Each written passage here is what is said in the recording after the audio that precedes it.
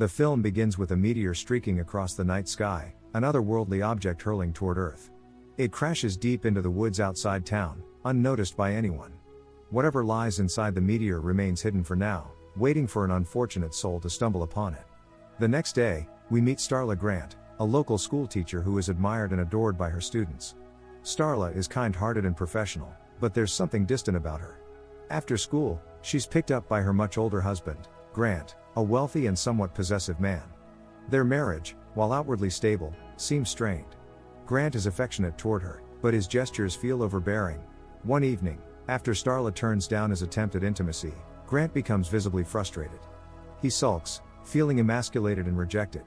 To distract himself, he leaves the house and heads to the local bar, where he runs into Brenda, a younger woman from town. Brenda has long had a schoolgirl crush on Grant and sees his presence as an opportunity. She flirts with him, sensing his vulnerable state. The two reminisce about old times, drinking and sharing stories until Brenda playfully convinces Grant to take a walk with her in the woods. As they walk through the forest, Grant stumbles upon something unusual, the meteorite that crashed the night before. The rock is split open, revealing a strange, slimy organism pulsating inside. Grant, curious and slightly intoxicated, steps closer and prods the strange mass with a stick. Suddenly, the organism springs to life, launching a thin, worm-like tendril toward him. Before he can react, the tendril pierces his chest, burrowing into his skin. Grant falls to the ground, convulsing violently as the alien parasite works its way through his body.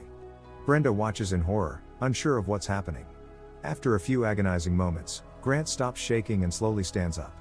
Though he appears dazed, he insists that he's fine and goes back home.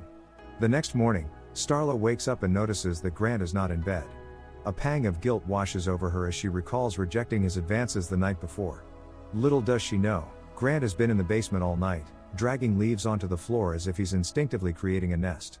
Suddenly, he hears movement upstairs. Starla is awake.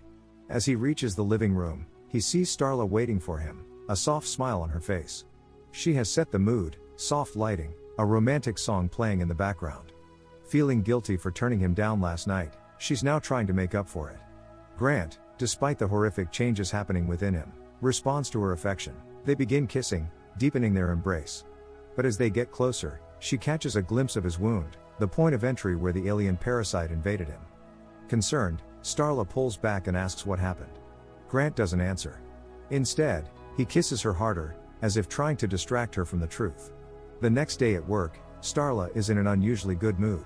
She excitedly talks to her friend about how surprisingly passionate Grant was the previous night, even commenting on how different he seemed, stronger, more intense. Her friend jokes that maybe Grant has been working out, but the reality is far more disturbing. Later that evening, as Starla arrives home, she notices something unusual: the basement door is locked. Meanwhile, Grant steps outside, his body pulsating with pain. His hunger has grown insatiable, his eyes lock onto a stray dog nearby, and without hesitation, he attacks. Later that night, Grant stands in front of the mirror, his condition worsening. His skin is covered in sores, and something writhes beneath the surface. Hearing the sound of running water, he turns toward the bathroom where Starla is showering. As steam fills the air, his chest begins to pulsate again, and the tendrils start pushing through his skin. He reaches for the door handle, about to fully enter. Suddenly, he stops. Something in him resists. He takes a step back, shoving the tendrils back into his body before Starla can notice anything. Then, without a word, he turns and leaves the house. Grant's hunger for flesh leads him to Brenda's house, where she is alone with her baby.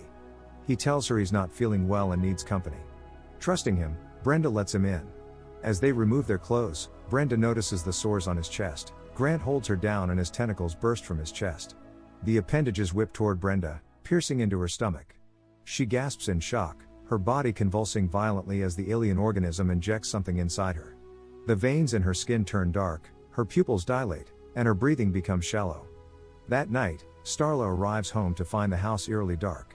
She calls for Grant, but there's no response. As she moves through the house, Grant emerges from the shadows, but something is terribly wrong. His face is swollen with grotesque sores. Starla demands to know what's happening to him. Grant, trying to act normal, mutters that it's just a bee sting. He reaches for her, but Starla instinctively backs away. The unease in her gut solidifies into pure terror. The next day, Starla calls their family doctor, concerned about Grant's condition. She tells the doctor that Grant had said he already came in for a checkup, but the doctor is puzzled. He hasn't seen Grant at all. Elsewhere, Grant carries several plastic bags filled with raw meat into a remote barn. Inside, Brenda is barely recognizable.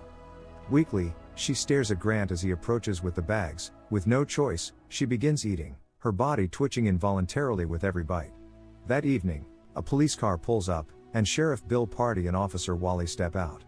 Bill's expression is serious as he tells her that Brenda is missing. The last person seen with her was Grant. Starla, still trying to process everything that has been happening, insists she doesn't know where he is. Bill hands her his card and tells her to call if she hears anything. Realizing that something is terribly wrong, she grabs a baseball bat and smashes the lock open. She then cautiously makes her way down. A foul, rotting stench fills her nose as she steps into the dimly lit space. Then, she sees it. The basement is littered with carcasses. Dead animals, dismembered body parts, and twisted remnants of flesh cover the floor and ceiling. Horrified, she rushes up the stairs and reaches for the phone to call the police. Suddenly, she catches Grant watching her. As she tries running out, Grant bursts into the house and lunges at her, ripping off his shirt as slimy tentacles shoot out of his chest. Starla screams and swings at him with a lamp, knocking him back. But Grant recovers quickly, grabbing her by the throat. Just then, the police burst into the house, guns drawn.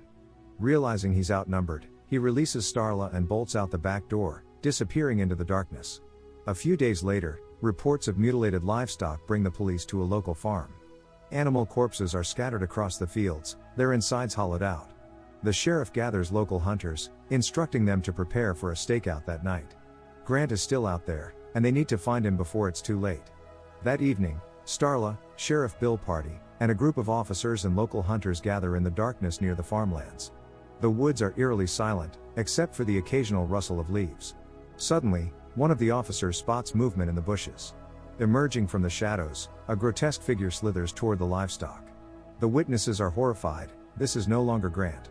Starla, still holding onto a shred of hope, steps forward. She calls softly, her voice trembling. The creature stops and slowly turns to face her, its disfigured face catching the light. It still resembles Grant, but barely. The others surround the creature, their weapons raised. Starla continues cautiously, her voice gentle as she tries to reach out to whatever part of her husband might still be inside. One of the hunters, less convinced, steps forward and aims his rifle, demanding to know where Brenda is. In an instant, the creature lunges at the man, its appendage slicing clean through his torso. Blood sprays across the others as the hunter's upper body topples to the ground. The group opens fire, but Grant is fast, moving unnaturally before slithering into the bushes. The search leads them to a nearby barn. The group hesitates before stepping inside. A dim lantern flickers in the corner, casting long shadows over the grotesque sight before them. Brenda is there, her body has swollen to an unnatural size. She whimpers as they approach. She gasps that there's something inside her, forcing her to eat, making her constantly hungry. The group stares in stunned silence.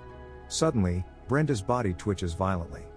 Brenda lets out a final, gurgled scream before her body splits open in an explosion of blood and bile. The barn fills with screeches as thousands of slug-like creatures burst from her, swarming toward the group. The creatures slither toward them with alarming speed. The parasites crawl up their bodies and force themselves into their mouths. Those infected twitch and convulse, their eyes rolling back before their bodies stiffen. Bill, Starla, and a few officers manage to cover their mouths, staying completely still as the worms slither over them. After what feels like an eternity, the parasites scurry away, leaving the remaining survivors shaken but unharmed. Elsewhere, a young woman is taking a bath, oblivious to the nightmare unfolding. A lone parasite crawls through the open bathroom window, slithering along the tile. It reaches the edge of the bathtub and slips into the water. The girl feels a sudden movement near her legs and looks down. Her eyes widen in horror as the creature launches itself at her mouth. She thrashes, barely managing to grab it. The worm wriggles violently in her hands, trying to force its way down her throat. Thinking quickly, she grabs her hair straightener and clamps it down on the parasite, burning it to a crisp. Breathing heavily, she stumbles out of the bathroom, only to find her mother also infected. Panicked, the girl bolts for the nearest window, shoving it open and climbing onto the roof. She jumps off, landing hard on the ground below. Without hesitation, she sprints to her father's parked car and locks herself inside. A few minutes later, Bill appears, and the girl runs to him. They run to his vehicle as the infected give chase. As Bill drives, he frantically calls the sheriff's department for assistance. The voice on the other end is disturbingly calm. The person on the other end tells Bill that they are all together now, the alien has taken over the entire department. Just as Bill processes the horror, their car is hit and everything goes black. When Bill regains consciousness, he finds the entire town infected. Starla is being dragged away. Bill quickly hides in the bushes with the girl, whispering that he needs to get weapons from the station. He sneaks inside, finding the armory. Meanwhile, Starla wakes up in her bedroom. She then gets out and finds her wedding photos, stuck all over the walls, smeared with an unknown substance. She then realizes that the alien isn't just using Grant's body, it's in love with her. Meanwhile, Bill and the young girl sneak onto the property where Starla is being held. They break in, searching for her. Bill finds Grant, or rather, the monstrous version of him, in the living room.